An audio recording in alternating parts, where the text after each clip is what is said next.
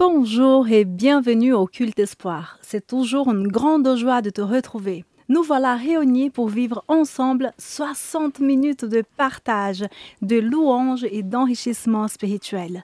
L'équipe d'aujourd'hui est impatiente de te présenter tout ce qui a été préparé. C'est bien ça, Marilyn, Stéphane? Oui, oui. Oui, tout à fait. Allez, très bien. Joyeuse Pâques à tous. Joyeuse Pâques. Notre invité du jour est sagement assis et prêt à intervenir. Bonjour Olivier. Bonjour. Salut, bienvenue. Merci. C'est déjà ta 3e participation à nos Cultes Espoir et c'est vraiment très sympa de t'avoir parmi nous. Merci, on ne voit pas le temps passer. Ah ben oui, ça passe vite. Alors Olivier, tu es pasteur, tu es président de la Fédération des Églises adventistes du 7e jour, de la Suisse romande et du Tessa. Qu'est-ce que cela signifie concrètement?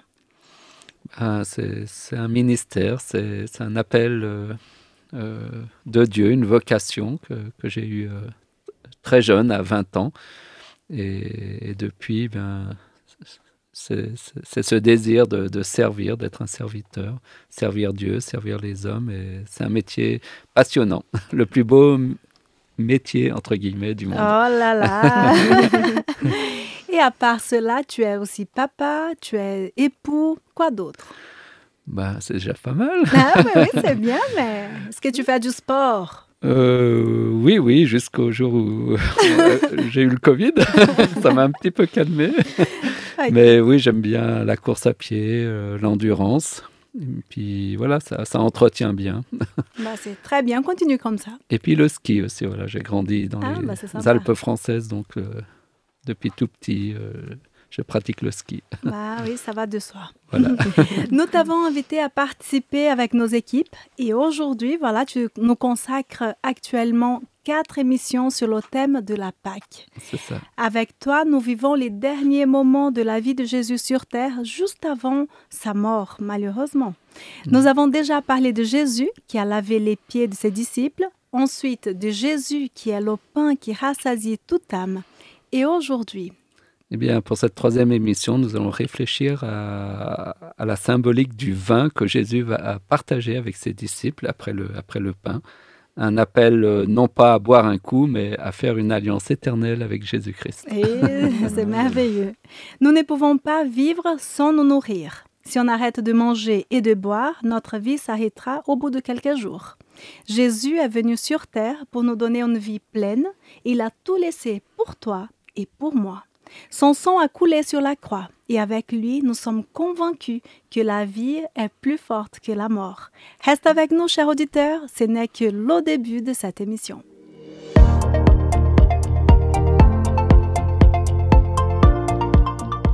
Et nous voilà pour la chronique Dieu dans ma semaine. C'est avec toi, Marilyn.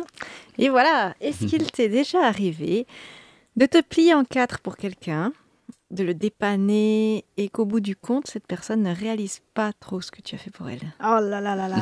C'est un peu frustrant, même très frustrant. Et dans notre relation avec Dieu, je crois que ça peut arriver aussi. Ou en lisant toutes ces belles choses que Dieu y fait, tout cet amour dans la Bible, eh bien on est... Ouais, voilà, ça fait rien. Et... c'est quelque chose qui m'est arrivé dernièrement en lisant un beau message qui racontait l'amour de Dieu. Puis j'ai dit, ok, ça devrait faire quelque chose. Alors je suis retournée au passage où je sais que c'est l'endroit que je préfère, qui me parle de l'amour de Jésus. Ce passage, il est dans Jean 13 au verset 1. Et il est dit, Jésus, ayant aimé les siens qui étaient dans le monde, mit le comble de son amour pour eux. Et ça m'avait depuis longtemps marqué. C'est ça que j'aime bien, c'est mettre le comble de son amour. Ça me touche parce que le comble, c'est beaucoup, non?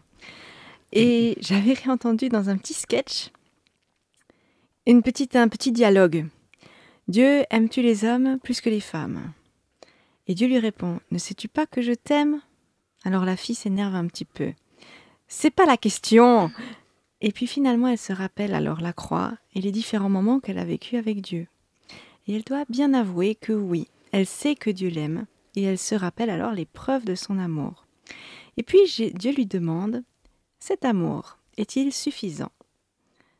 Cet amour est-il insuffisant de quelque façon pour toi? Est-ce que je le retiens d'une quelque façon. Et ces répliques, en lisant ce verset, que Jésus a mis le comble de son amour pour eux, elles ont fait écho dans ma tête. Est-ce que, Marilyn, mettre le comble de mon amour pour toi, c'est suffisant? Est-ce qu'il manque quelque chose à cet amour ou est-ce que j'ai retenu une partie de cet amour que j'ai pour toi? Je te garantis, j'avais compris. Oui, Dieu a tout donné par amour pour chacun de nous. Pour toi, pour moi, et ceci, malgré qu'on l'ait accueilli ou pas, malgré qu'on lui dise merci ou malgré qu'on le voit pas. C'est un petit exemple, mais je sais que Dieu sait utiliser toutes ces petites choses que nous avons autour de nous, qui nous nourrissent, qui nous apportent, pour nous parler, nous interpeller, nous remettre sur les rails des fois. Et je prie que toi aussi, cet amour incroyable de Dieu, puisse te toucher d'une façon toute personnelle en ce temps de Pâques. En Jésus seul est mon espoir, lui ma lumière, ma force, mon chant, pierre angulaire, solide rempart, même quand l'orage devient violent. Oh quel amour, oh quelle paix, les luttes cessent, la peur se tait, mon réconfort, mon plus grand bien, dans l'amour du Christ je me tiens. En Jésus seul, Dieu s'est fait chair, dans un enfant auquel mystère, ce don d'amour, de sainteté, haï par ceux qu'il va sauver. Jusqu'à la croix, il s'est livré, sur lui la colère est tombée. Tous mes péchés, il les a pris, par la mort de Jésus, je vis.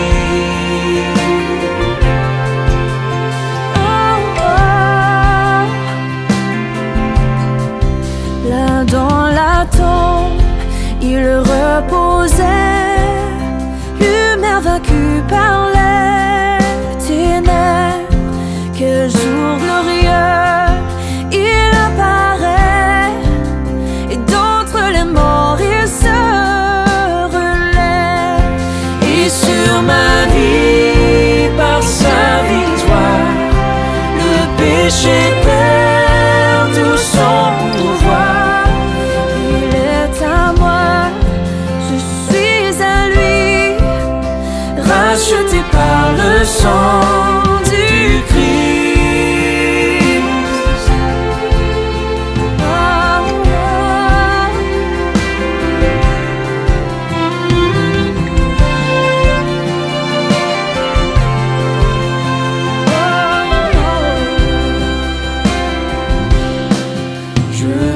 En paix, je meurs sans crainte, gardé par la puissance du Christ, du premier cri au dernier souffle. Jésus le maître de ma vie, les plans des hommes ou du malade ne peuvent m'arracher de sa main.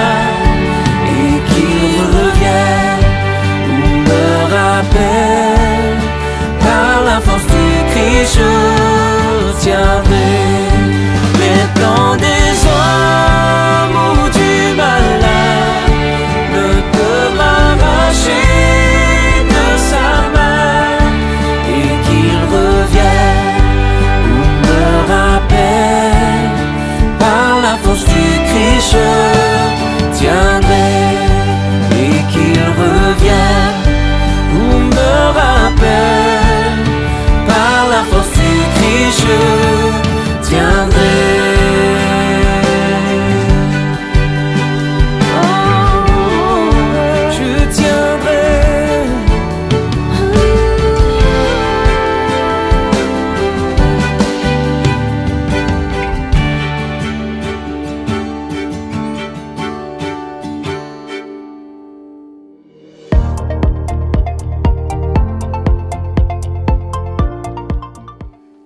On rêve de bonnes nouvelles. Quelle est la promesse que tu nous apportes, Stéphane? Aujourd'hui, la promesse a comme titre « L'amour de Dieu, une assurance certaine ». On peut la trouver dans le livre de Romains 8, les versets 31-37. Que dire de plus? Si Dieu est pour nous, qui se lèvera contre nous? Lui qui n'a même pas épargné son propre Fils, mais il l'a livré pour nous tous. Comment ne nous donnerait-il pas tout avec lui? Qui accusera encore les élus de Dieu? Dieu lui-même les déclare justes. Qui les condamnera? Christ est mort, bien plus, il a ressuscité. Il est à droite de Dieu, il intercède pour nous. Qu'est-ce qui pourra nous arriver à l'amour de Christ? La détresse, l'angoisse, la persécution, la faim, la misère, le danger ou l'épée? Car il nous arrive ce qui dit à l'Écriture. À cause de toi, nous sommes exposés à la mort à la longueur du jour. On nous considère comme des moutons destinés à l'abattoir. Mais dans tout cela, comme nous sommes bien plus que vainqueurs par celui qui nous a aimés.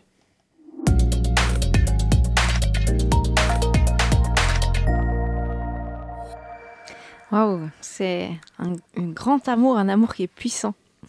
Quelle promesse avec ses multiples aspects. Merci Stéphane. Face à la condamnation, à l'accusation, il y a un argument pour ceux qui croient en Jésus. Comme dit cette promesse, Jésus est mort, son sang a coulé. C'est cette action qui déclare que malgré leur culpabilité, ils ne peuvent plus être accusés. C'est puissant, non? Et ça me fait penser à un chant. Ton sang parle mieux. Et je te laisse l'écouter et être interpellé.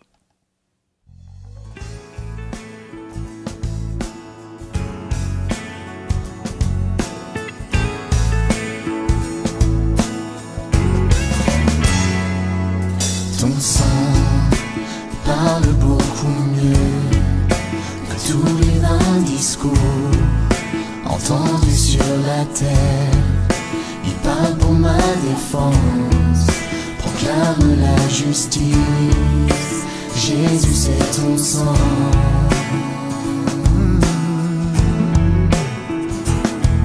Ton sang parle beaucoup mieux que tous les vains discours entendus sur la terre. Il parle pour ma défense, proclame la justice. Jésus, c'est ton sang.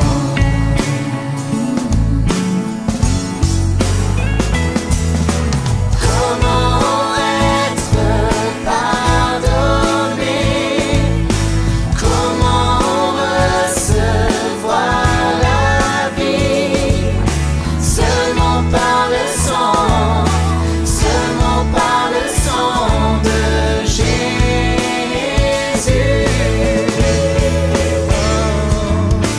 Comment être purifié, reçu comme ami de Dieu?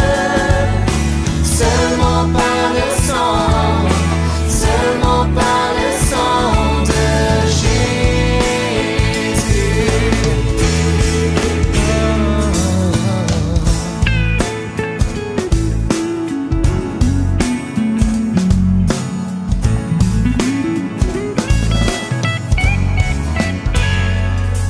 La croix, témoin de ta grâce, montre le cœur du Père et nous ouvre la voie. Confiants nous avançons, non par nos propres forces, mais seulement par ton sang.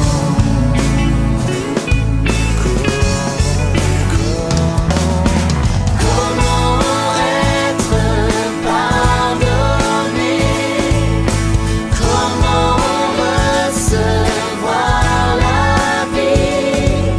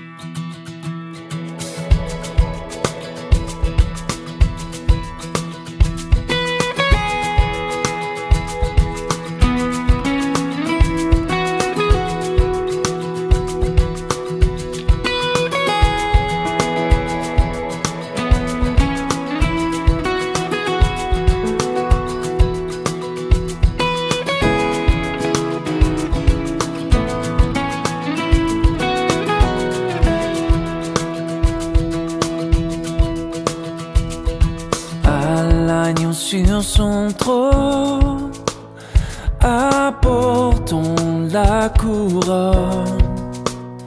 Il l'a conquise sur la croix, il est le roi des rois. Éveille-toi mon âme, bénis, adore, acclame, avec tous les anges du ciel, Jésus Emmanuel.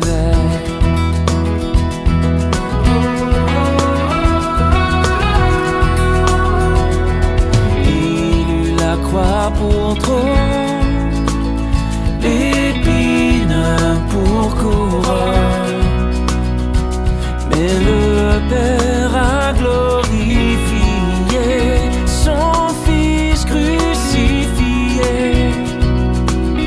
Au prince de la vie, la mort est asservie.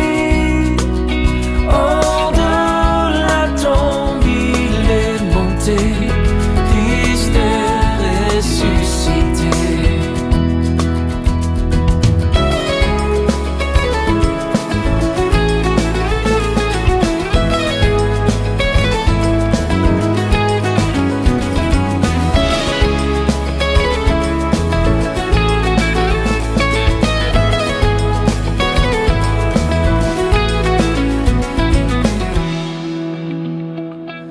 À l'agneau tous les trônes et toutes les couronnes.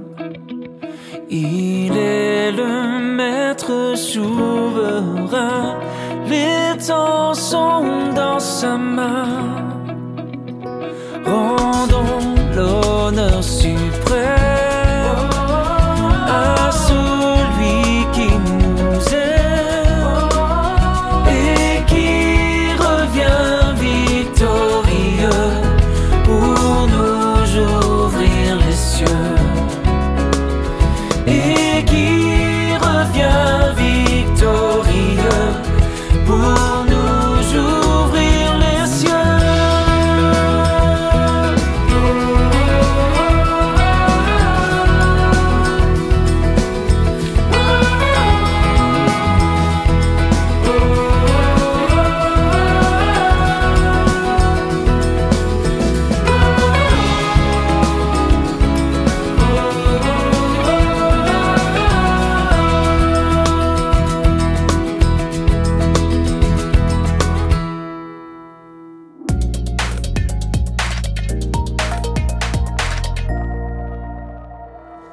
Quel immense amour!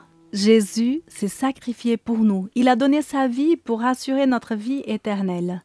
Chaque fois que je vois une image de la mort de Jésus sur la croix, je ne sais pas vous, mais moi, ça me donne envie de pleurer. Le sang sur son front, sur tout son corps, c'est quelque chose d'impressionnant. Est-ce que vous avez déjà perdu beaucoup de sang ou encore vous avez peut-être déjà été témoin d'une scène ensanglantée? Oui. Ouais. C'est dur, hein? Alors, j'ai discuté avec Jacinto. Il m'a raconté un événement de sa vie où il y avait du sang et il a dû faire preuve de beaucoup de courage. Je partage avec vous son témoignage. Bonjour Jacinto, merci beaucoup d'avoir accepté de participer à notre culte.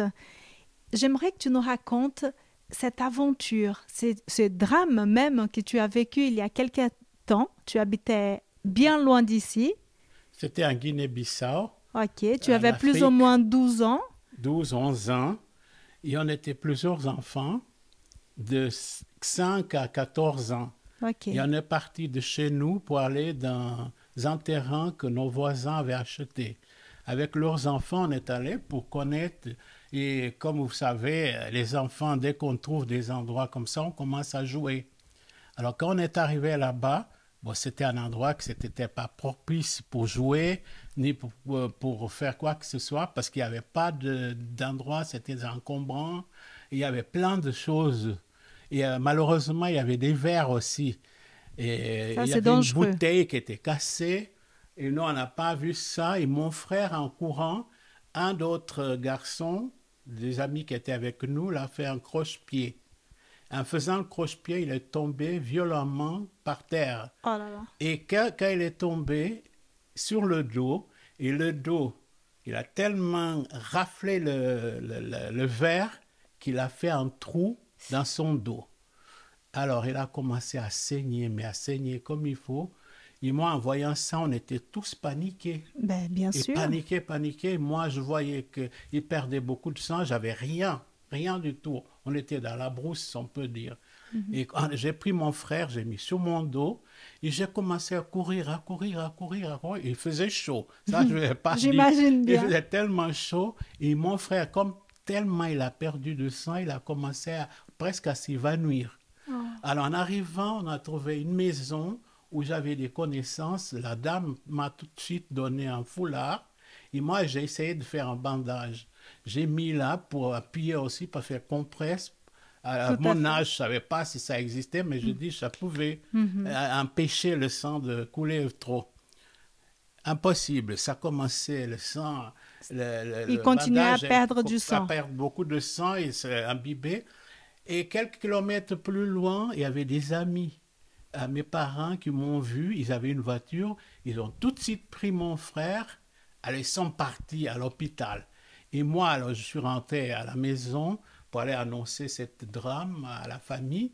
Et quand je suis arrivé, la pauvre, ma mère, quand je lui ai dit ça, la pauvre, elle rentrait, elle sortait. Elle rentrait, elle sortait. Elle dit, est-ce que je vais à l'hôpital ou je ne vais pas?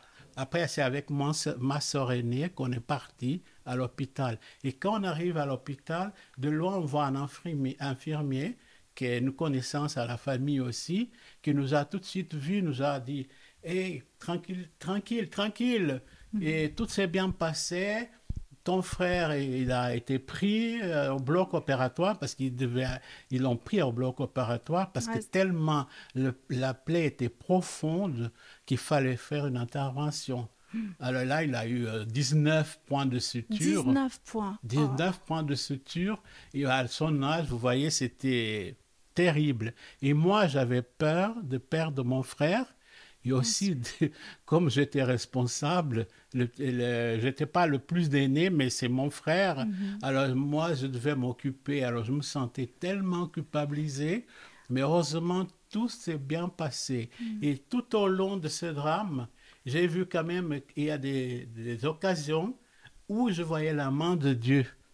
Franchement, des personnes qui venaient m'aider. Et après toutes les distances que j'ai courues, et aujourd'hui, ça fait plus ou moins combien de kilomètres? De là où on était, de la maison où on était, ça faisait une vingtaine de kilomètres, c'est pas plus. Et après, chaque fois, chaque 2-3 kilomètres, j'ai trouvé des secours. Alors c'est pour ça que je dis... Ça te réconfortait. Ça me donnait du confort parce que moi j'étais désespéré. Parce que j'ai dit, écoutez, tu as vu ton frère perdre beaucoup de sang. Perdu beaucoup de sang. Je dis, mais il ne va pas supporter ça. Étant donné qu'il était petit, il était déjà maigre de nature. Alors je dis, mais ce n'est pas possible. Mais je n'ai pas lâché la prise parce que j'ai dit, il faut que mon frère soit sauvé et qu'il vienne à la vie. Et c'était par amour que tu as réussi à porter ton frère. Oui, voilà. C'est pour ça que j'ai dit, mais avec la chaleur qu'il faisait. Bon, moi, j'étais costaud quand j'étais petit. Alors, j'ai pu supporter ce secousse de courir, mais il fallait dire que je courais de toutes mes forces. Et chaque fois, je voyais encore le chemin plus loin, mais je crois qu'à ce moment-là, bon, moi, depuis petit, j'étais toujours croyant. Je croyais en Dieu. Je dis, mais Dieu ne va pas me laisser mon frère partir comme ça, parce que je serais culpabilisé toute ma vie. Mais heureusement, on a pu faire ça et je remercie le Seigneur. Et tout au long de ma vie, je l'ai vu sa main agir dans ma vie. Aujourd'hui, j'ai 67 ans et je continue à croire en ma seul Dieu parce que je sais que malgré tout ce qui se passe, mais il ne nous laisse jamais seuls. Amen, ça c'est vrai. Et ce que tu as vécu avec ton frère, c'était vraiment un grand sacrifice. Ben oui. Mais je ne veux pas égaliser ce sacrifice à celui de Jésus. Parce que moi, j'ai fait ça parce que c'est mon frère, c'est le cadet de la famille, on l'aimait beaucoup et tout.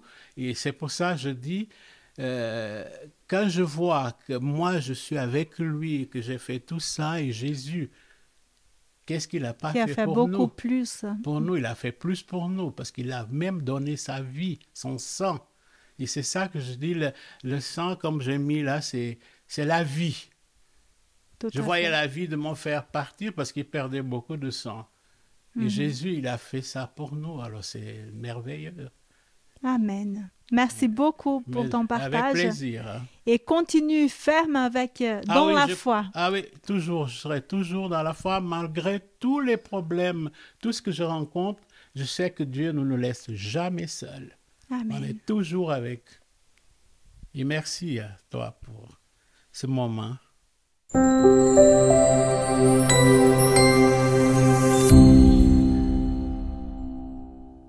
Quel courage! Jacinto a sauvé la vie de son frère. Nous savons que le sang est précieux. Si on perd une trop grande quantité de sang, on meurt. Olivier, que peux-tu dire sur Jésus, celui qui n'a pas hésité à donner sa vie pour nous? Pour cette troisième émission, ce troisième partage, nous sommes toujours les spectateurs de ce dernier repas lors de cette fête de Pâques avec Jésus et ses disciples.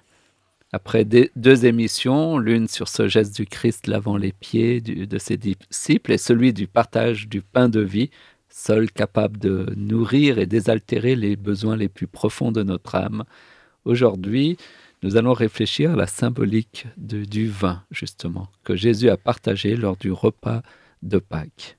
Alors je vous invite à lire le passage dans l'évangile de Luc au chapitre 22, verset 20. Le texte dit que Jésus prit de même la coupe après le souper et la leur donna en disant « Cette coupe est la nouvelle alliance en mon sang qui est répandue pour vous. » Paul dira dans 1 Corinthiens 11, 25 « Cette coupe est la nouvelle alliance en mon sang. » Le thème de l'alliance ressort clairement de tous ces textes en rapport avec la coupe de vin. À travers ce vin ou ce jus de raisin, selon les sensibilités, Jésus nous inviterait donc à réaliser une alliance avec lui.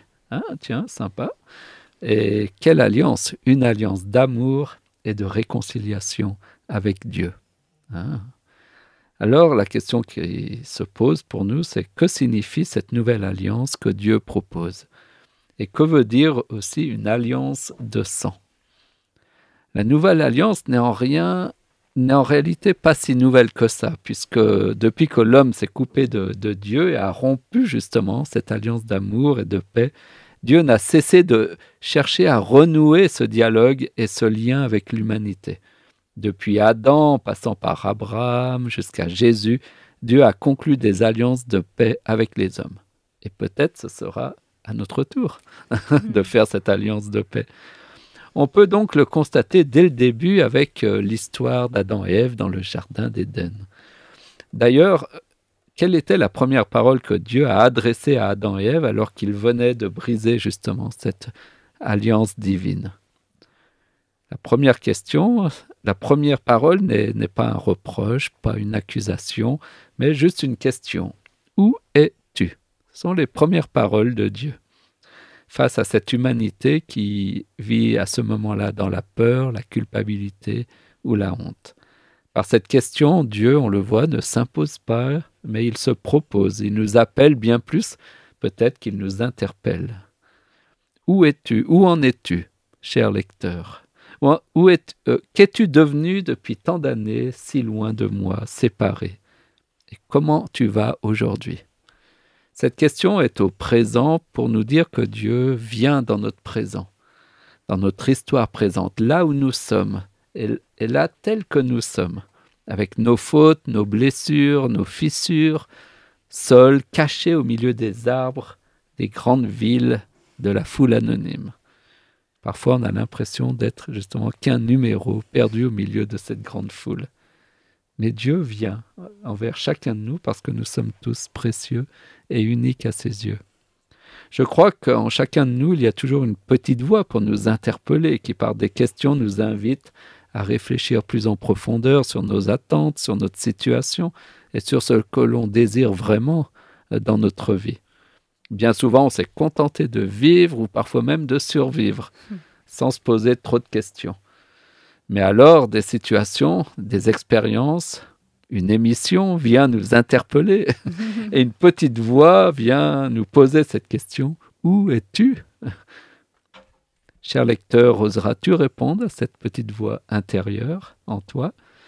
Après avoir rejeté une première fois l'appel de Dieu dans le jardin de son cœur, et avoir préféré fuir, le récit de Genèse 3 nous dit que à un moment donné, Adam va accepter de répondre à cette question de Dieu et dire ce qu'il ressent et ce qu'il vit. C'est un grand pas. Il répondit, on peut le lire dans Genèse 3 au verset 10, « J'ai entendu ta voix dans le jardin. » Donc il répondit ça à Adam.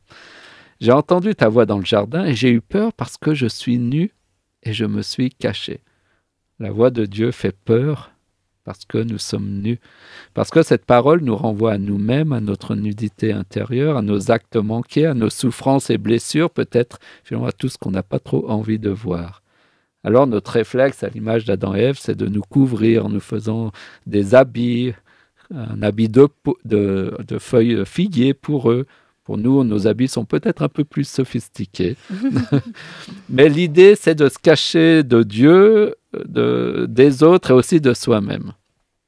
Qu'il est dur ce regard sur soi dans toute sa vérité, dans toute sa cruauté parfois. Alors l'homme moderne, il court.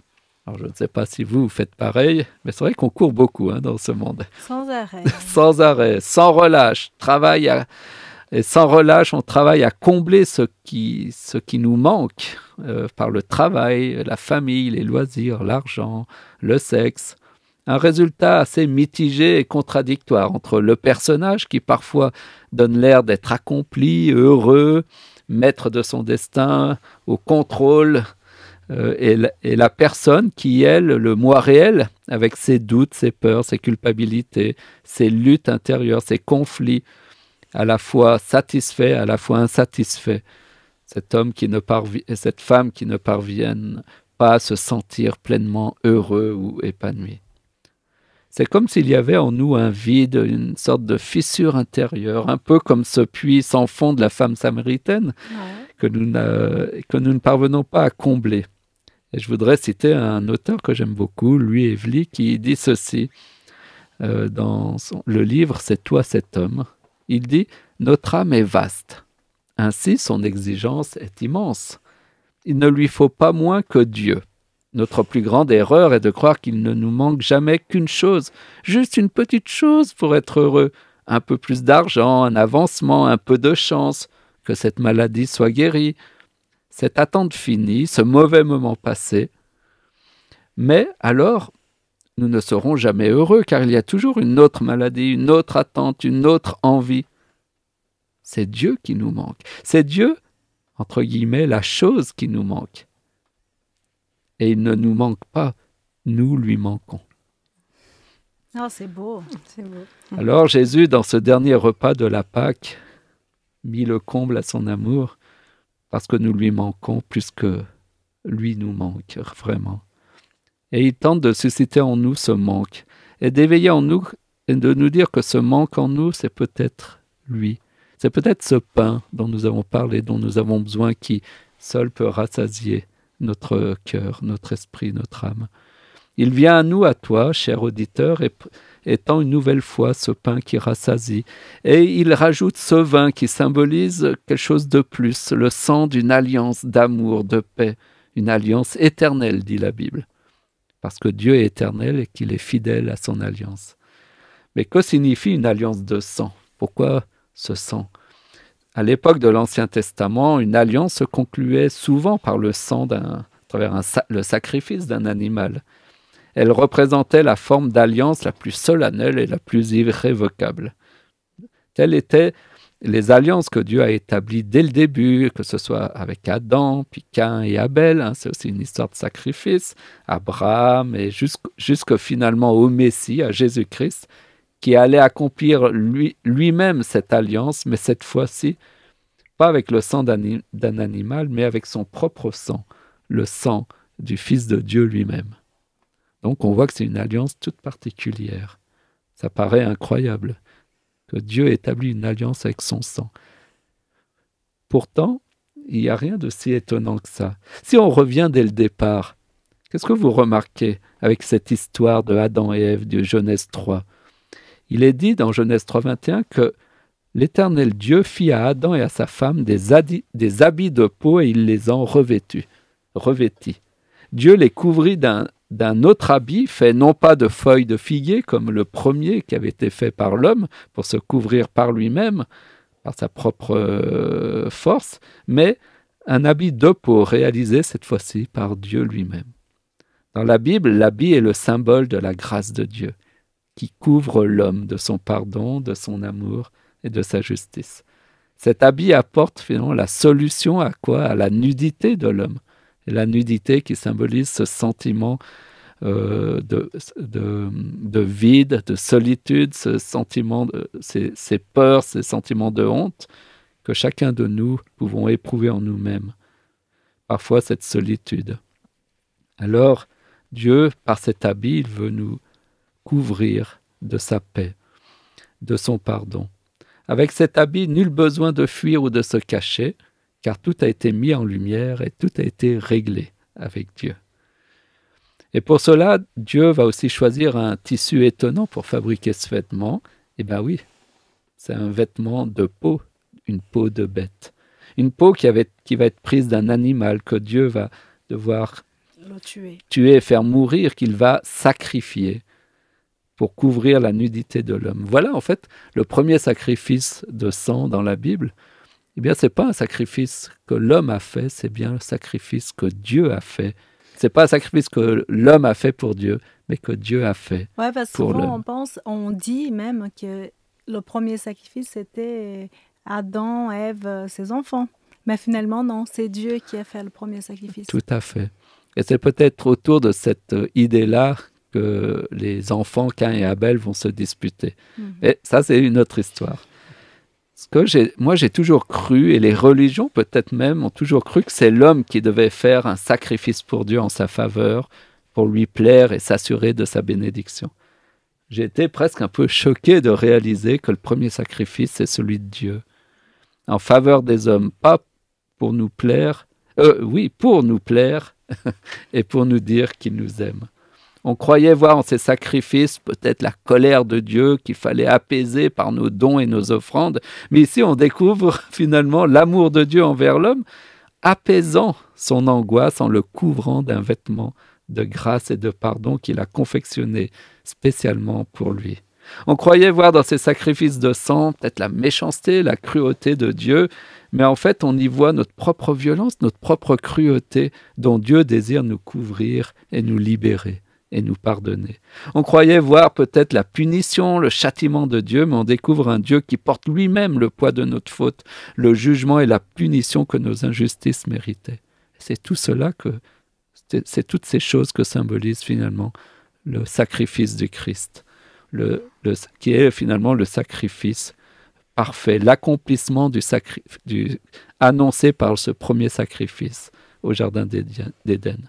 Dieu n'a pas voulu la mort, mais face à nos choix, il va accepter de l'assumer lui-même. Cet animal et tous ces sacrifices qui suivront représentent ce premier sacrifice, non des hommes, mais de Dieu, comme je l'ai dit. Et le sang du Christ, représenté par ce vin, symbolise ce sacrifice de Dieu pour les hommes. Un sacrifice parfait, car il est divin celui-ci, pas humain. Et donc, il sauve l'homme parfaitement, parce que ce n'est pas l'homme qui se sauve, c'est Dieu qui le sauve. Quelle assurance de se savoir sauvé par Dieu et de savoir que ce n'est pas à nous de nous sauver par nous-mêmes, mais que nous avons juste à prendre ce pain, ce vin que nous tend le Christ, prendre cette chair et ce sang, cette vie du Christ, accepter ce sacrifice qui me couvre, qui m'habille, qui me revêt, qui me rassure, qui me redonne une pleine identité, et par cette alliance d'accepter de retourner à la maison du Père et de redevenir son enfant. Et c'est par cette alliance d'amour que nous devenons aussi une même plante avec le Christ et que nous partageons tout avec lui. Ainsi, son sang, c'est notre sang, sa mort, c'est notre mort, son jugement, c'est notre jugement, sa résurrection, c'est notre résurrection aussi. Sa vie, ça devient aussi notre vie, et sa victoire sur la mort, c'est aussi notre victoire sur la mort, puisque par cette alliance, nous sommes devenus un avec lui, comme l'homme et la femme deviennent un par une alliance d'amour. Quel beau don que Dieu nous fait. Alors, dernière question, comment vivre cette alliance? Eh bien, elle peut se vivre concrètement par le baptême d'eau et d'esprit. Et que te faut-il pour être baptisé? Facile. Croire que Jésus-Christ a donné sa vie pour toi. Croire de tout ton cœur et qu'il couvre ta nudité, ta vie de son amour et de sa justice par son sacrifice parfait pour toi. Et ainsi, tu seras sauvé parfaitement. Amen. Amen.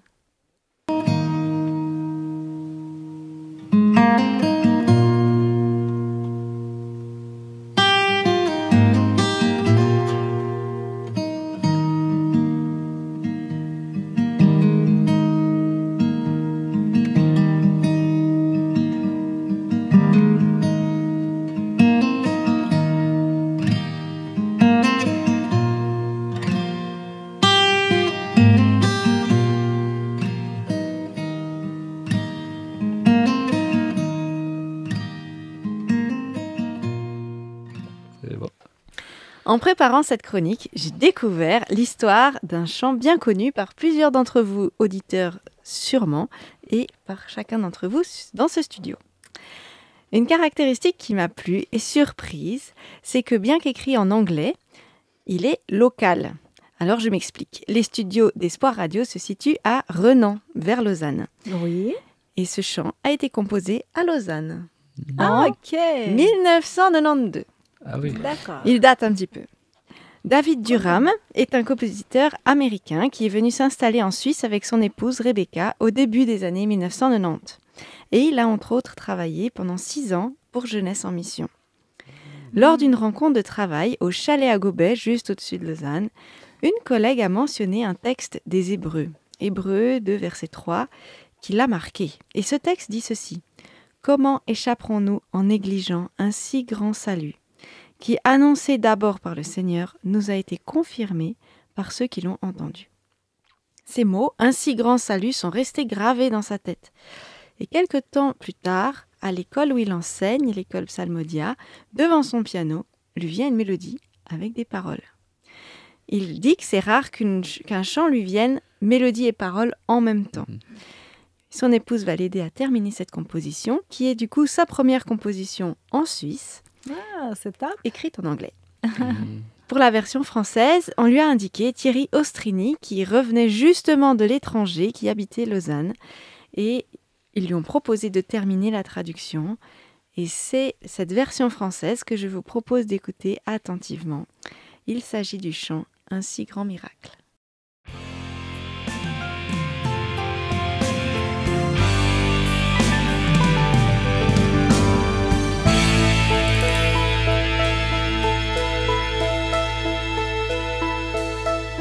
Dieu, quel amour pour moi, quelle patience, tu as conduit vers toi mon ignorance.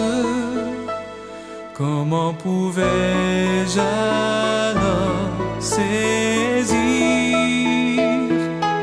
ce que ton cœur voulait m'offrir? Un si grand miracle, un don si précieux, ta mort à la Pâque nous ouvre les yeux. Ton salut remplace ma condamnation, mon péché s'efface par ta rédemption.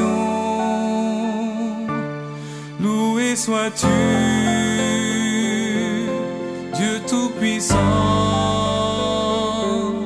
loué sois-tu.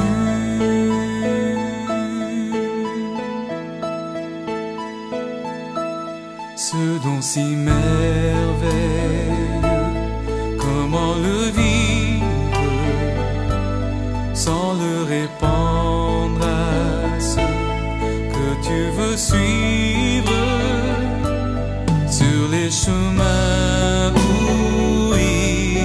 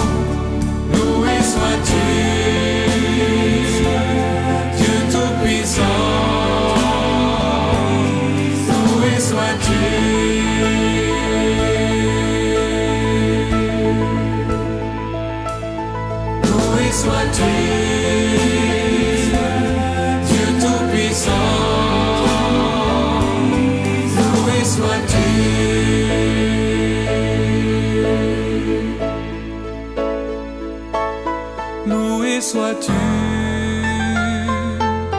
Dieu Tout-Puissant, loué sois-tu.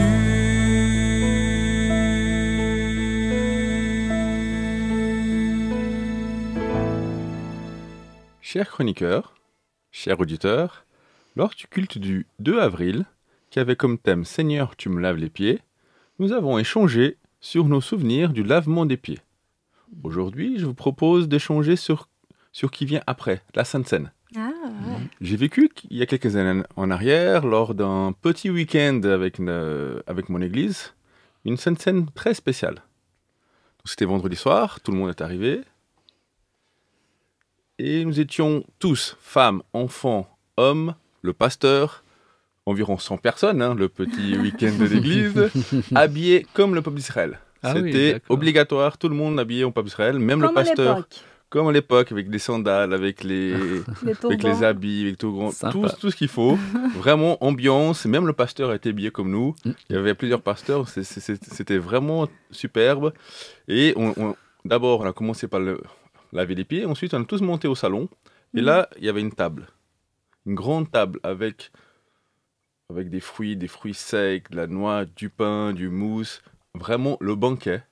Bien sûr, le pain sans levain et le vin pour qu'on puisse vraiment faire la Sainte Seine finale. Musique d'ambiance juive, vraiment de l'époque. Et le pasteur commence par une réflexion sur la première Pâque, le Pessah. Et explique comment Dieu a fait pour libérer le peuple d'Israël de l'esclavage. À ce sujet, pour les auditeurs et auditrices qui souhaitent avoir plus d'explications, l'année dernière, nous avons fait une série de 2 cultes sur le culte espoir sur la Pâque, de l'esclavage à la liberté. Oui, c'est vrai. Où nous expliquons justement les origines de la Pâque. Vous pouvez retrouver sur notre canal YouTube. Mais en revenant à mon histoire, tout le monde a participé à la Sainte Seine. On a mangé le pain, le vin. Et pour terminer, le pasteur va vraiment en parallèle entre le soir de la Pâque, la Pâque juive, plus précisément le sacrifice de l'agneau, son sang sur la porte qui a sauvé le peuple d'Israël, et le sacrifice de Jésus par amour et son sang sur la croix qui nous sauve.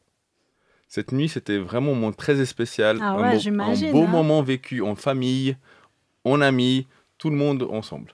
Ah, bah, et maintenant, cher chroniqueur, Olivier, est-ce que vous avez une scène spéciale à nous raconter? Vas-y, Marilyn. Ben moi, j'ai un souvenir de la Sainte Seine pendant le premier confinement. On avait fait une Sainte Seine en direct, chacun chez soi. Et à ce moment-là, j'étais avec ma grand-mère. Et ma grand-mère ne vient plus à l'église depuis plusieurs années. Et c'était l'occasion de la préparer, de se mettre au fourneau, préparer le pain, prévoir le jus de raisin et de vivre ce moment avec elle. Et je sais qu'elle a été très touchée, moi aussi, de pouvoir revivre quelque chose comme ça qu'elle vivait plus depuis un moment. Et c'était vraiment beau. Ah, c'est chouette. Ouais, joli.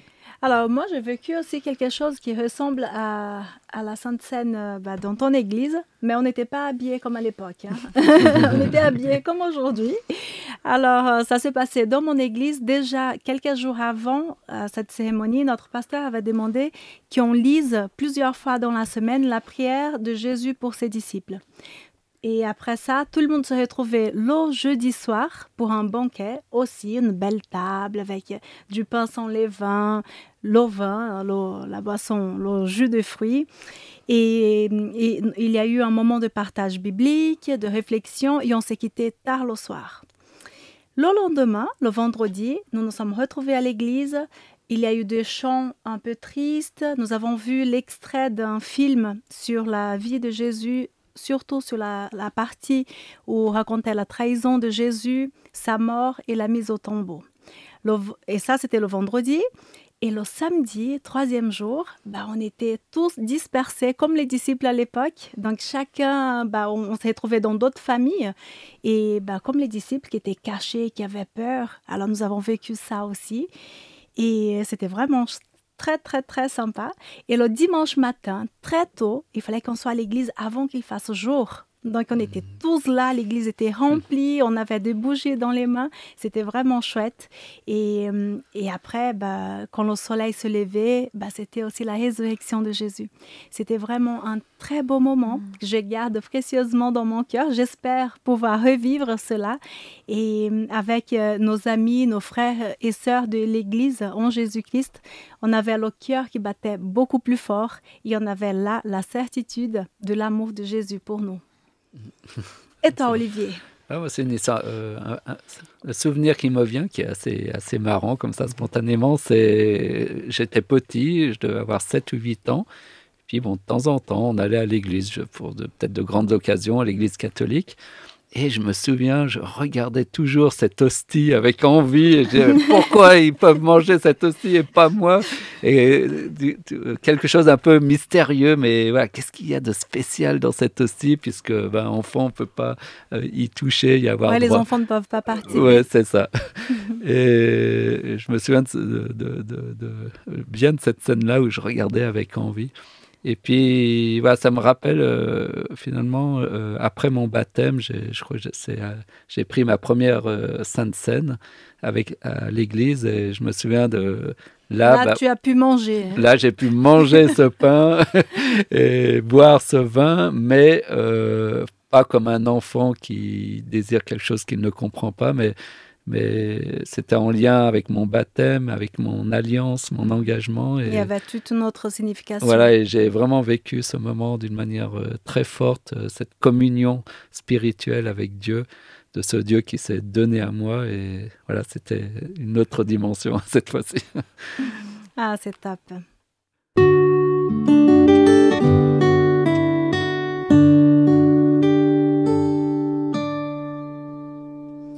Quand on regarde la vie de Jésus, nous pouvons sans doute tirer tant de leçons. Je suis reconnaissante à Dieu pour tout ce qui a été mis en place pour nous. On prie ensemble? Je t'invite, cher auditeur, à joindre tes pensées et ton cœur à notre équipe maintenant et nous allons prier ensemble. Seigneur Jésus, tu as tellement fait pour moi. Tu es allé jusqu'au bout. Ton sang a été versé pour moi parce que tu m'aimes.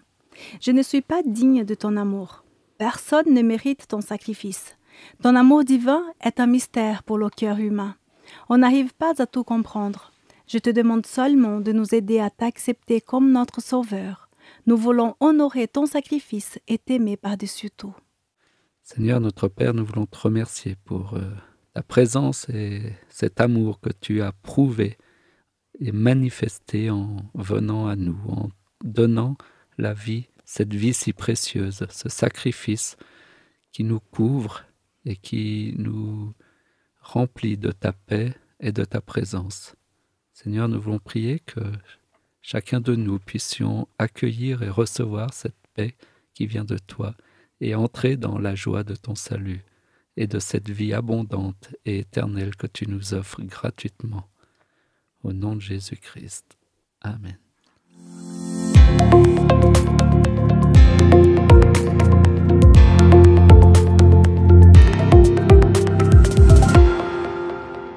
Bon, voilà, nous avons beaucoup discuté. C'était très intéressant tout ça. Et Marilyn, à toi maintenant le défi. De quelle façon tu vas nous proposer une action très concrète pour que nous puissions assimiler une fois pour toutes le sujet d'aujourd'hui? Alors, je vais vous proposer une certaine façon cette semaine de la lecture ou de l'écoute, si vous préférez la Bible audio, c'est aussi possible. Ah oui, c'est aussi. Faites à votre convenance. Mais il faudra une Bible de la nature que vous voulez, un stylo et du papier. Je te propose de lire ce passage difficile de Jésus à la croix. Il est tellement puissant. Choisis un évangile et prends un moment, ou plusieurs, pour lire ce passage. Ça peut par exemple être celui qui est raconté dans Luc 22 et 23, ou dans l'évangile de Matthieu, ou dans l'évangile de Marc. Prends celui qui te parle. Et lors de ta lecture, je te propose d'être attentif aux personnages. Autour de la croix, il y a beaucoup de monde. Un peu avant, à la croix directement, il y a beaucoup de monde qui sont en interaction entre eux, mais aussi avec Jésus. Fais une colonne ou une catégorie pour chacun des personnages ou groupe de personnages qui est nommé. Et puis reprends ta lecture et en dessous, note leurs paroles, leurs attitudes ou leurs émotions. Particulièrement vis-à-vis de Jésus en fait. Est-ce qu'ils vont se moquer? Est-ce qu'ils vont rire? Est-ce qu'ils vont pleurer? Est-ce qu'ils vont être loin? Est-ce qu'ils vont être près? Peut-être que d'autres choses vont te sauter aux yeux aussi que tu n'avais pas vues dans ces passages. Tu peux les noter. Et je te propose de prendre un temps de réflexion pour te placer toi aussi dans ce grand panorama. Où te situerais-tu? Et tu peux ensuite échanger avec Dieu à ce sujet, au sujet de ce que tu as découvert, ce qui t'a parlé. En tout cas, que Dieu puisse se révéler à toi dans cette expérience. Ah oui, voilà une action remplie de réflexion. Merci beaucoup, mes amis chroniqueurs, d'avoir mis en place l'émission d'aujourd'hui. Bravo, vous avez relevé un super défi. Olivier, je te remercie aussi pour le message, pour ta présence tout le long de ce culte. La semaine prochaine, tu reviens, n'est-ce pas? C'est ta dernière mission. Oui. Quel sera le thème abordé? Justement, c'était la question de mettre le comble à son amour. Donc, on a déjà préparé un peu le terrain. Chers amis qui nous écoutent, toute l'équipe te remercie d'avoir été avec nous. Je souhaite qu'en cette période pascale, la véritable signification de cette fête soit intégrée et acceptée chez toi. Pâques est le passage de la mort à la vie. Nous commémorons la résurrection de Jésus-Christ et je souhaite qu'il soit toujours vivant et présent dans ta vie.